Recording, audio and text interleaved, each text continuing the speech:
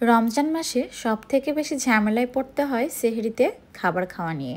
মনে হয় যে এটা খেতে পারবো বা ওইটা খেতে পারবো, কিন্তু খাবারের সময় দেখা যায় যে কোনো খাবারটাই খেতে ইচ্ছে করে না, খেতেও একদম ভালো লাগে না।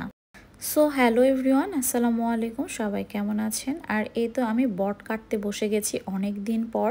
আর এইদিকে ইভানের বাবা দেখছি তেঁতুল দিয়ে কাসুন্দি দিয়ে অনেক মজা করে পেয়ারা মাখিয়েছে। এই খাবারটা কিন্তু বেশ মজার ছিল।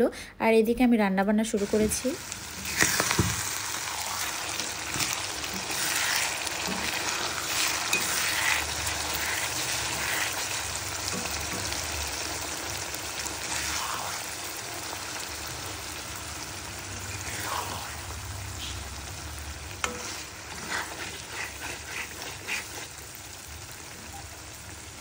আর এই তো বট রান্না আমার কমপ্লিট। আর আমার বটের এটাই হচ্ছে ফাইনাল লুক। দেখতেই কি ইয়ামি লাগছে, তাই না?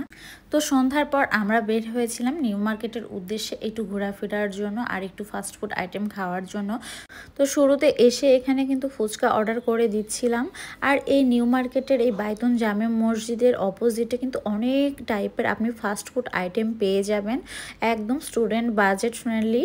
প্রতিটা আইটেমেরই প্রাইস কিন্তু এরকমভাবে আপনারা ব্যানারে লেখা থাকবে। তো দেখে আপনার পছন্দ মতো আইটেম কিন্তু আপনি অর্ডার করে দিতে পারবেন।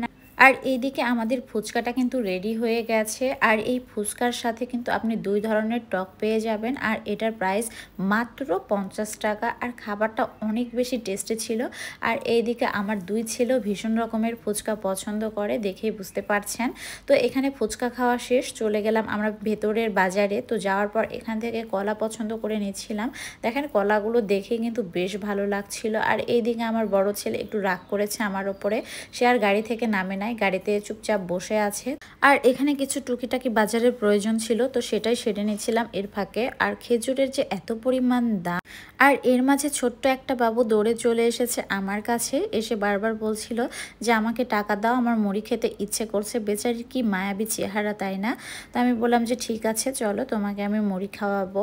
তো ওখানে বাচ্চাটাকে যখন আমি মুড়ি খাওয়াতে চাচ্ছিলাম, সে বলছিল যে আমাকে টাকা দিয়ে দাও। তো তারপর মনে হলো যে হয়তো তার অন্য কিছু প্রয়োজন, সে হয়তো বলতে পারছে না।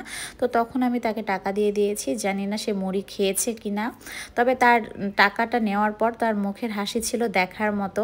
আর এদিকে আমরা চলে আসছি আবার আইসক্রিম খাওয়ার জন্য। আর এইদিকে এসে প্রথমে ভ্যানিলা আইসক্রিম অর্ডার করার পর আমার ছেলের এখন বায়না যে আমি ভ্যানিলা আইসক্রিম খাবো না, আমাকে লেমন আইসক্রিম দাও। কিন্তু এই ভাইটা একদমই মনে হয় নতুন, এর আগে যিনি এখানে ছিলেন উনি অনেক সুন্দরভাবে কোনটাতে আইসক্রিম দিতেন, তবে ওনার আইসক্রিম দেওয়াটা আমার কাছে একদমই পছন্দ হয়নি, যেন গুছিয়ে দিতে পারছিল না।